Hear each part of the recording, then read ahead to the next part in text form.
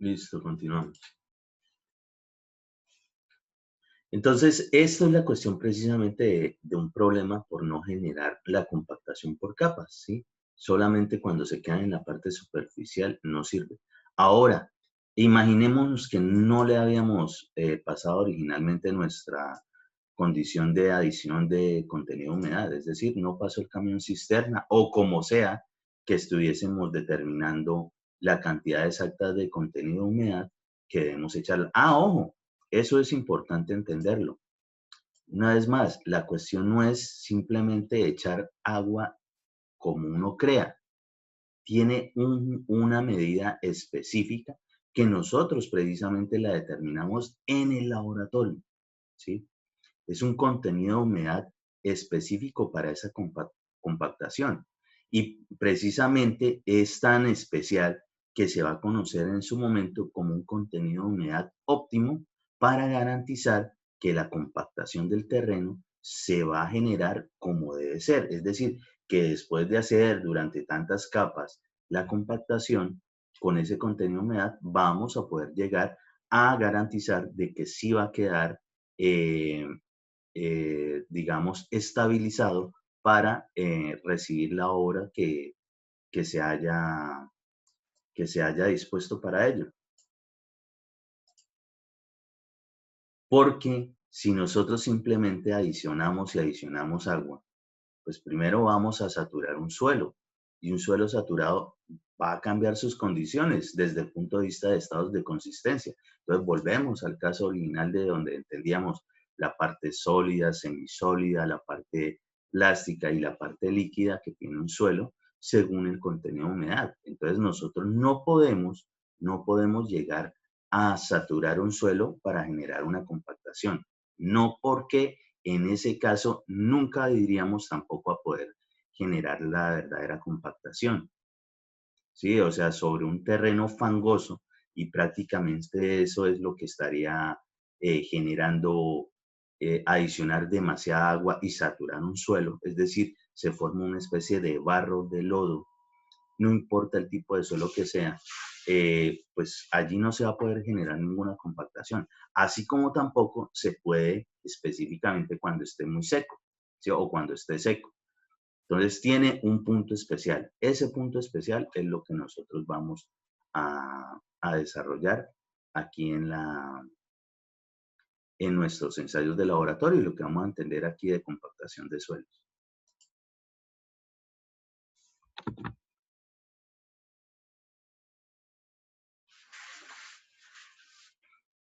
Muy bien, resulta y acontece que nosotros aquí también vamos a generar un grafiquito, digamos, en cierta medida al mismo estilo de lo que hacíamos con la curva de flujo para determinar lo que era el contenido de humedad, ¿sí? Específicamente el límite líquido en lo que hablábamos de estados de consistencia.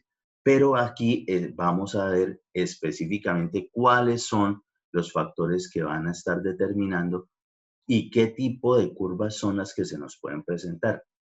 Entonces, para compactación de suelos, vamos a determinar la curva de humedad y es densidad o de compactación. Cualquiera de esos nombres ustedes la pueden encontrar digamos, en algún texto según el que sea que estudien. Y precisamente nosotros vamos a tener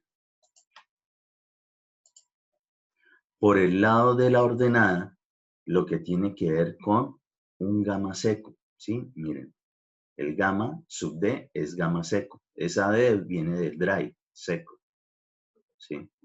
Y por el lado de la abscisa, lo que vamos a tener es contenido de humedad.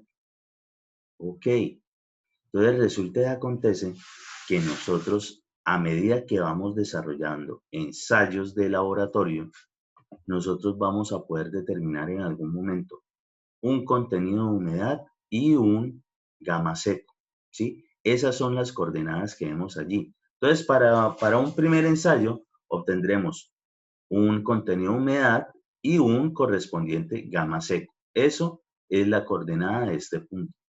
En un siguiente ensayo, con el mismo suelo, obviamente, un contenido de humedad 2 y un gamma seco 2. ¿Por qué diferentes contenidos de humedad? Precisamente porque requerimos construir una curva y determinar lo que vendría siendo un contenido de humedad óptimo y un gamma seco máximo. Ya lo seguimos mirando. Entonces, un tercer ensayo, pues una vez más, nos dará un contenido de humedad, para el caso sería un contenido de humedad 3 y un gamma seco 3. Así sucesivamente. Aquí tenemos 1, 2, 3, 4, 5, 6, 7 y 8. 8 ensayos, normalmente de 8 a 13, dependiendo de la situación del suelo, para poder determinar, digamos, unos puntos que me generen más o menos una curva. No todas las curvas son exactamente iguales a esta. Ahorita vamos a ver los tipos de curva que se nos pueden presentar, porque las condiciones de los suelos pueden variar mucho este tipo de gráfico. Pero la gran mayoría de las veces nos va a dar de este tipo, como si fuese una campana de Gauss, una especie de medio parábola. ¿Qué es lo que vamos a hacer? Obligatoriamente necesitamos entender, ¿sí? Más o menos de que ciertas condiciones nos van a ir aumentando, ¿sí? Nos van a ir aumentando y después va a empezar como a descender. la mayoría de las veces, ¿sí? Típicamente en el laboratorio, cuando podemos estar de manera presencial, eso es una condición, que todos empiecen a aumentar e ir generando estas condiciones de obtener el contenido de humedad y el gamma seco hasta poder determinar de que está bajando la curva. Así nosotros vamos a poder proyectarla, ¿sí? Haremos una típica correlación y ojo que esta sí no se la recomiendo que se la dejen al Excel. Excel, la forma de hacer correlación es muy, digamos, muy agresiva. Entonces, no necesariamente va a generar, digamos, aquí en esta zona algo de curva, sino que de pronto lo puede tirar como si fuese una recta. Y eso ya va a generar un cambio definitivamente en lo que vendría siendo las condiciones de compactación de ese suelo. Entonces, esto sí les recomiendo que hagan de verdad la curvita ustedes mismos. ¿Sí? Muy bien. ¿Qué hacemos después de eso? Hemos tenido todos los puntos, sacamos 8 puntos, los que sean, 9, 13, cualquier número, los números que sean necesarios o los que hayan determinado en el laboratorio que querían ensayar. Muy bien, construimos y determinamos los puntos con esas coordenadas. Y eh, generamos la unión de esos puntos, la típica unión. Eso nos da una especie de curva. ¿Qué hacemos con esa curva? Resulta y acontece que vamos a buscar el punto máximo de esa curva. Y ese punto máximo lo proyectamos hacia la izquierda, es decir, hacia la ordenada, y obtendremos en la parte de gamma seco algo que denominaremos, un valor que denominaremos gamma seco máximo. Y hacia la parte de la abscisa, hacia abajo, proyectamos y encontraremos un contenido de humedad, al cual nosotros denominaremos contenido de humedad óptimo.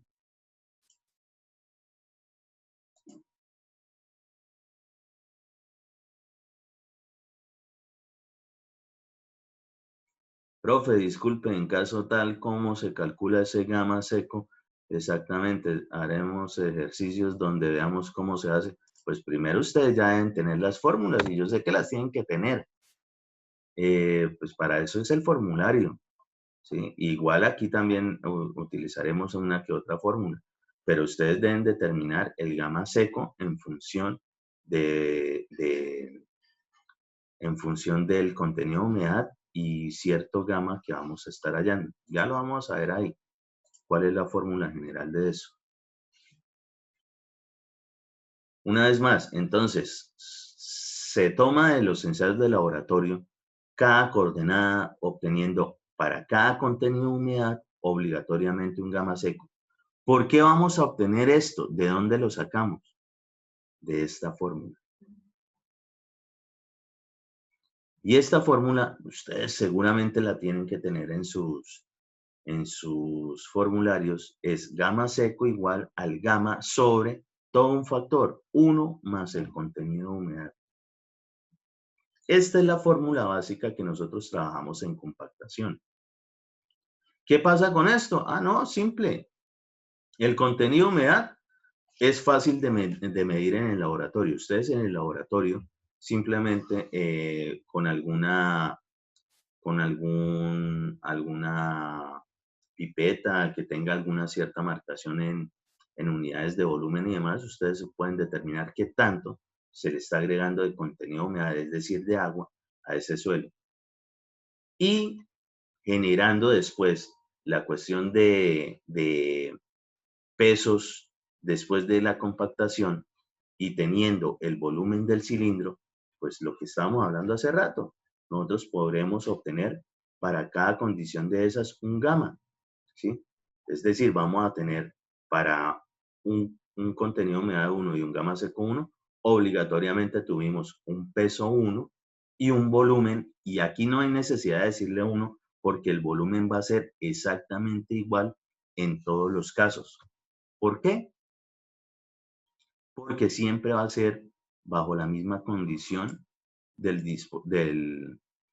del dispositivo del ensayo de los cilindros, ¿sí? Los anillos que vamos a trabajar para el ensayo de laboratorio. Entonces, eso es un dato conocido, siempre lo vamos a saber.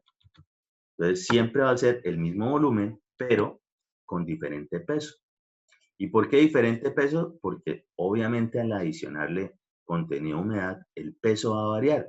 Y recordemos eso desde la condición de parcialmente saturado, donde el peso total de la muestra es peso del agua más peso de los sólidos. Es decir, que si tenemos más agua, es obvio que va a pesar mucho más esa muestra.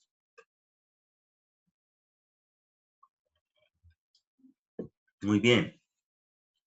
Entonces, de ahí, de esa condición, pues nosotros vamos a tener, para obtener un gamma seco 1, ¿sí? Supongamos que esto es 1, pues el contenido de humedad 1 lo sabemos del laboratorio. Y también tendríamos un gamma 1. Y ese gamma 1 será un peso 1 sobre el volumen. ¿El volumen de quién? El volumen de ese suelo dentro de ese anillo del ensayo de laboratorio de Proctor. Y así sucesivamente. Por eso nosotros podemos construir esto, que es gamma seco versus contenido de humedad, ¿sí? De ahí es de donde sale. Muy bien. ¿Qué ocurre con esto? Si nosotros estamos diciendo que el gamma seco máximo es esta, aquí la parte más alta, ¿sí? La zona superior, la zona más cresta de esta curva, y proyectada hacia abajo nos da el contenido de humedad óptimo. Resulta y acontece que esta condición realmente es una compactación del 100%. Y las compactaciones del 100% realmente solo se pueden garantizar en el laboratorio.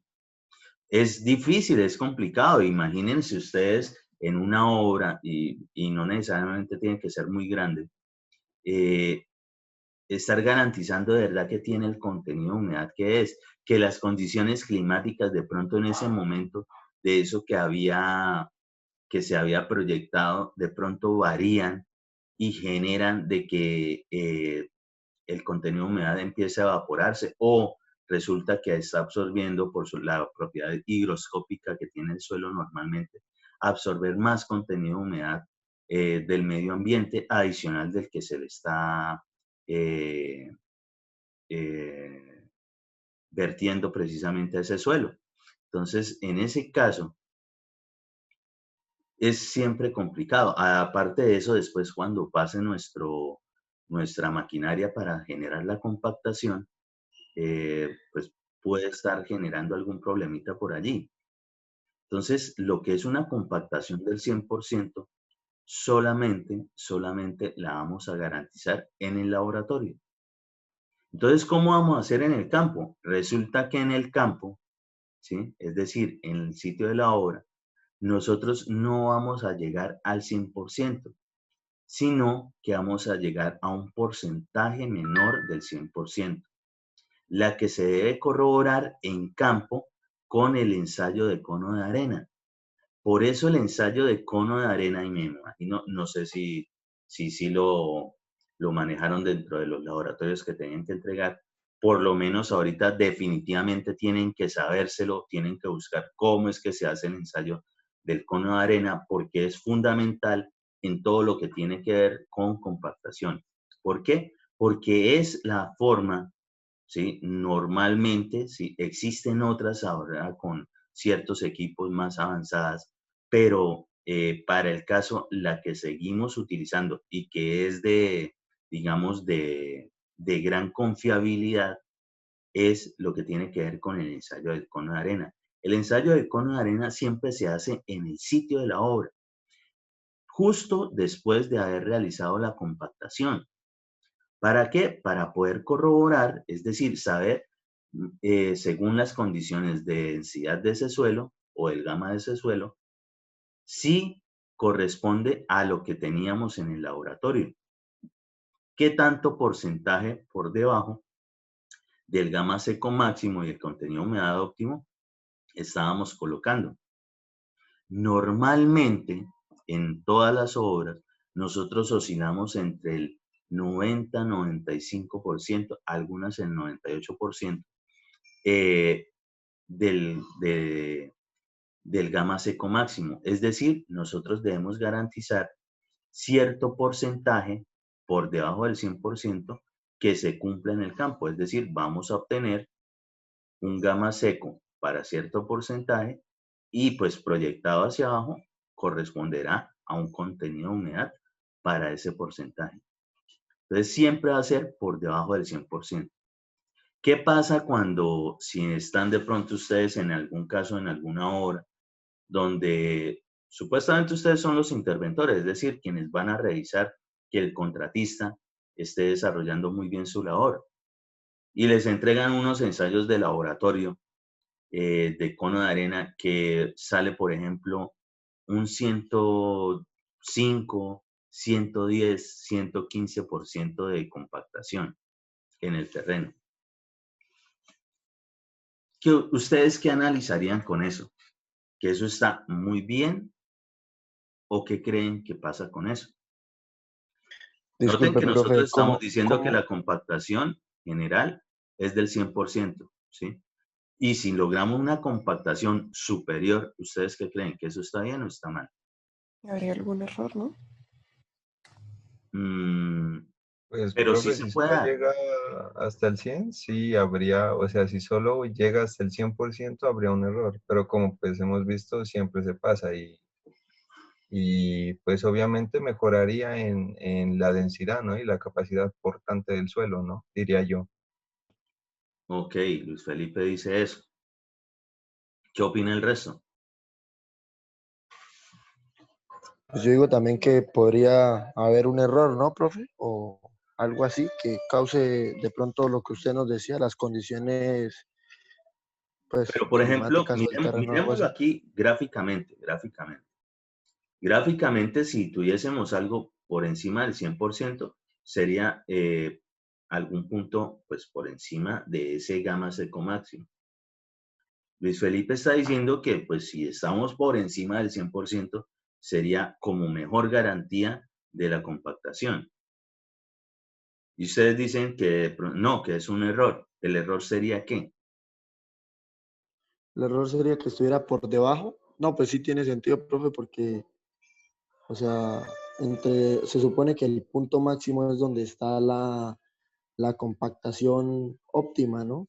Entonces, si el punto está pues un poco más arriba, entonces eh, será, como dijo el compañero, pues más óptima la compactación. Resulta que acontece que eso sería más o menos lo lógico que alguien pensaría si no hubiese pasado por este curso. Eso es un error típico de alguien que no tiene ni idea de mecánica de suelos. ¿Sí? O sea, ustedes están perfectos porque ustedes ya no van a cometer específicamente esa falta.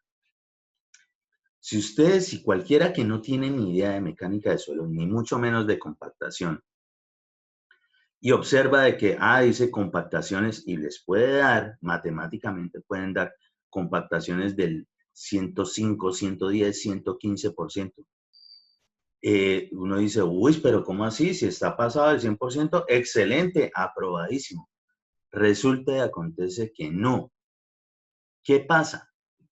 Que nosotros cuando garantizamos en el laboratorio el 100%, realmente hasta ahí, y ojo, entendamos de que vamos a obtener un gamma seco máximo con un contenido de humedad óptimo. Es decir, está equilibrado para obtener esa muy buena compactación. Pero analicemos el terreno. Supongamos que estamos aquí utilizando cualquiera de nuestras maquinarias. Supongamos esta es la típica del cilindro. Y resulta y acontece que le damos tanto, ¿sí? Estamos compactando tanto que de pronto sí nos da que matemáticamente nos puede dar más del 100%. Pero cuando se pasa del 100%, realmente lo que está ocurriendo es que le estamos dando tan duro a ese suelo que incluso las partículas, ¿sí? La granulometría muy pequeña, empieza realmente a destrozarse, ¿sí? Se empieza a pulverizar. Y entonces, ahora bien, ¿qué era lo que estábamos buscando con la compactación? Mejorar las condiciones del suelo. Pero mejorar las condiciones del suelo desde el punto de vista físico-dinámico, sin agregarle cosas raras, ¿sí? Apenas simplemente agüita. Si empezamos a darle tan duro que lo pulverizamos, y es obvio que eso sí se puede dar, se puede generar, ya en ese momento, pues el suelo que estábamos intentando mejorarlo y que de pronto nos servía en gran medida, pues ahí, pues prácticamente lo estamos eliminando, lo estamos destrozando. Ya no nos va a servir. Entonces ya no solo no va a tener la capacidad portante original, sino que va a tener mucho menos. Entonces, retomando, cada vez, si en algún momento a ustedes se les llega a presentar de que les toque evaluar unas condiciones de compactación que superan el 100%, eso está mal, ¿sí? Está mal porque ya empezaron fue a destrozar, a pulverizar el mismo suelo. Entonces, eso no sirve, ¿sí? Eso no sirve. Ahora bien, que nos dé todo sobre el 100%, ya empieza uno a dudar, porque es que precisamente para que todo es sobre el 100%, tienen que ser unas condiciones muy, muy buenas, casi ideales, como las que nosotros intentamos buscar en el laboratorio, que es en condiciones ideales, en un, digamos, en un ambiente controlado, que es lo que uno hace en un laboratorio precisamente. Podemos garantizar el 100%, pero en las obras no. Entonces, para no generar precisamente ese problema de que, no, logramos llegar exactos hasta compactación del 100%, no, nunca nos pasamos al 100.02 o al 100.03 o al 101 o al 105 o al 110, para no generar ese problema de que terminemos pulverizando nuestro suelo, pues entonces lo que hacemos es bajar ese porcentaje. ¿Cómo lo bajamos? Como lo tenemos ahí en la gráfica. Entonces, normalmente, por eso es que siempre las compactaciones, no al 95% del Proctor, o al 90% del Proctor, o al 98% del Proctor. Digamos, medianamente cercano a las condiciones de gama seco máximo y contenido de humedad óptimo, pero garantizando de que va a estar compactado, pero no vamos a terminar destrozando ese suelo, que es normalmente lo que podría ocurrir cuando nos da todo sobre el 100% o más. ¿Entendido eso? Sí, profe. Ok, Sí, señor. muy bien. Sí, claro, Entonces, profe. por eso mismo, por esa razón, es que ustedes casi siempre van a, cuando estén en una obra, y normalmente esto a uno se lo entregan, pues desde la cuestión de ensayos de suelos. Bueno, que para la compactación de los rellenos o la compactación del suelo propiamente dicho, eh, necesitamos llegar al 95% del Proctor, es decir, al 95% de este dato, de estos datos que nosotros tenemos aquí, el gamma seco máximo y por tanto del contenido de humedad óptimo. Entonces, si nosotros le sacamos un porcentaje a esto, pues obtendremos por acá algún dato, ¿sí? Es lógico pensar que si aquí llegamos al 100%, por aquí por debajo vamos a estar pues menos del 100%. Y pues siempre le va a corresponder para cada gamma seco, así como lo tenemos en la fórmula, para cada gamma seco siempre le va a corresponder un contenido de humedad. Entonces, esa parte se puede desarrollar de esa forma sin ningún problema.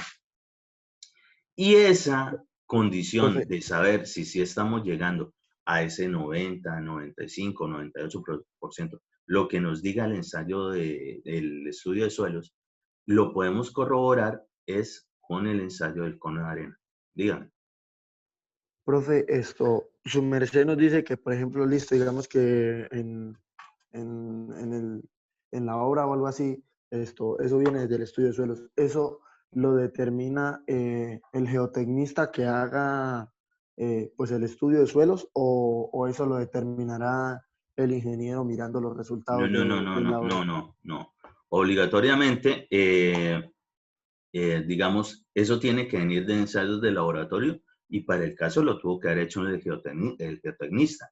Entonces, el geotecnista lo que entrega dentro de su estudio de suelos, adicional, en materia de compactaciones en las zonas tales y tales, porque puede ser una compactación para cierta zona del proyecto y otras para las diferentes, porque los suelos pueden variar. ¿Sí? Las condiciones de la cimentación pueden variar, las condiciones de lo que le montemos encima pueden variar en un área, pues digamos, reducida, pero que pertenezca al mismo proyecto. Entonces, ellos tienen que puntualizar dónde van a ir cierto tipo de compactaciones. Ellos no lo dicen. Entonces, se recomienda, y ellos siempre hacen la recomendación, realizar sobre el 95% del proctor. Es la medida más común que nosotros trabajamos, por eso se las nombro como mucho. Normalmente es sobre el 95% del proctor modificado, que nosotros trabajamos lo que es la compactación. Entonces, listo, si nos dicen que es así, pues eso es lo que debemos cumplir. Entonces, vamos a tener un gamma seco, es decir, vamos a saber a qué gamma tenemos que llegar y vamos a saber qué contenido de humedad nosotros tenemos que adicionar para esa condición de compactación. Y ya sabemos que tiene que ser por capas. Normalmente las capas, dependiendo de lo que se esté realizando, normalmente se realizan capas dependiendo de la profundidad de 25 centímetros o 50 centímetros máximo, ¿sí? Normalmente oscilan entre los 25, 30 centímetros, 50 centímetros máximo, dependiendo de la profundidad donde estemos, ¿sí? Precisamente para garantizar de que siempre nos vayan a quedar todas las capitas muy bien compactadas y a la final es como si todo eso, ¿sí?, fuese un solo terreno muy bien compactado. Por eso es que se hace de esa forma y no solamente la parte superior, ¿sí? Muy bien.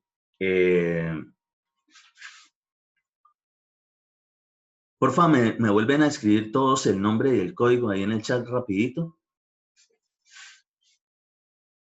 Por aquí tenemos, dentro de esas formulitas que estaba nombrando Joyner, esa misma que tenemos abajo, que es la fórmula general gamma seco igual a gamma sobre 1 más contenido de humedad, ¿sí? Ustedes perfectamente esta la podrían estar demostrando si es que no creen de que eso es verdad, ¿sí? Pero pues hasta el momento sí ha funcionado esa forma. Esta condición nosotros también, miren, es exactamente igual a esta fórmula e exactamente igual a esta fórmula, ¿sí? A gamma de los sólidos sobre 1 más la relación de vacíos o índice de poros o la gravedad específica de los sólidos por el gamma del agua sobre 1 más el volumen, el índice de poros o relación de vacíos, ¿sí? Es decir, sobre cualquiera de estas se pueden utilizar, pero nosotros en general, cuando estamos desarrollando el ensayo de laboratorio, esta definitivamente es la que se utiliza. Me imagino, si no metieron este ensayo de laboratorio dentro de sus informes, por favor, igual de todos modos, ténganlo por ahí bien cómo es que se desarrolla. Al igual que lo que tiene que ver con el del cono de arena.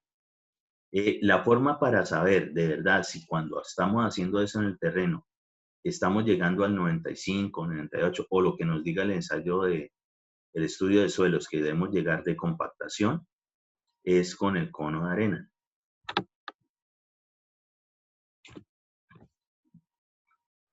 Y para el cono de arena, pues vamos a tener normalmente un frasquito con una arena de una granulometría muy especial. se conoce como arena de Ottawa.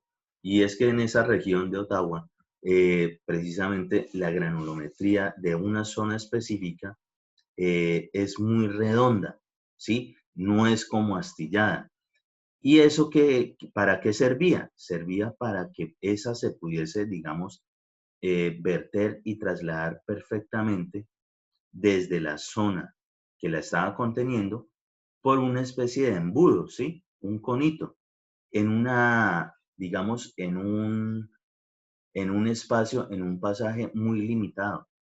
Si fuese cualquier arena, muy seguramente hasta ahí llega, se traba. ¿Por qué? Porque la fórmula de la forma granulométrica, geométrica de cualquier arena, muy seguramente no lo va a permitir, pero esta sí. Y pues así a grandes rasgos, como para que se animen a estudiarlo, es en el terreno compactado, pues se genera una pequeña excavación de una medida más o menos estandarizada. Y ese terreno que se extrae allí, ese que se excava, se tiene sus pesos, se puede tener su contenido de humedad, es decir, cosas que nosotros podemos desarrollar en nuestro laboratorio. Aquí pueden ver pues todo lo que se utiliza. El cono siempre va a cazar sobre una lámina que tiene exactamente el diámetro exterior del conito, ¿sí? ¿Sí? Esta parte. Y con él, pues la idea es de una vez pesar y se pueden sacar unas relaciones gravimétricas y volumétricas muy sencillas, muy fáciles, unas relaciones entre volúmenes y pesos para poder determinar qué densidad es la que estamos teniendo ahí. Si tenemos la densidad correspondiente al porcentaje que nos dijeron, pues quiere decir que estamos correctos. Y pues esto se debe hacer cada tantos metros, este tipo de revisión, pues para garantizar de que la compactación, por ejemplo, en una vía o en una área grande de construcción, quedó en todos lados como debía ser. Dentro de las diferentes curvas, noten, siempre va a ser en la ordenada el gamma seco, en la abscisa lo que tiene que ver con contenido de humedad. Esa roja, la que tiene que ver con la línea, con la curva A, ¿sí? Es más o menos la que ahorita explicamos. Y también tenemos otro tipo de curvas. La curva B y C y la curva D. Ojo, a razón de que nosotros podemos saber si la curva que nos está dando de pronto es la correcta. Entonces, para eso nos va a servir específicamente esta relación, que esto es un límite líquido, ¿sí? Y si nos da de 30 a 70, nos podemos garantizar de que nos debe dar una curva típica como la curva A. Si el límite líquido es menor de 30, una curva como la B o como la C, es decir, de doble pico o de caída y después de un pico grande. Y si el límite líquido es mucho mayor que 70 o mayor que 70, va a empezar prácticamente a decaer, ¿sí? Es decir, que nosotros, si tenemos las condiciones de estados de consistencia antes de desarrollar esto, y normalmente es así, para el suelo, podemos también prever qué tipo de curva es la que vamos a estar desarrollando o cuál nos debería dar según sea el caso, ¿sí? Entonces Profe, ya se también acabó esta sesión. determinaríamos, sí.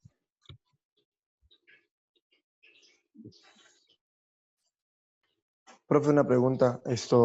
Por ejemplo, en la curva de tipo C que usted nos acaba de mostrar, que dice que es de doble pico. Ya ahorita, vuélvame a hacer la pregunta ahorita en la nueva sesión, por favor.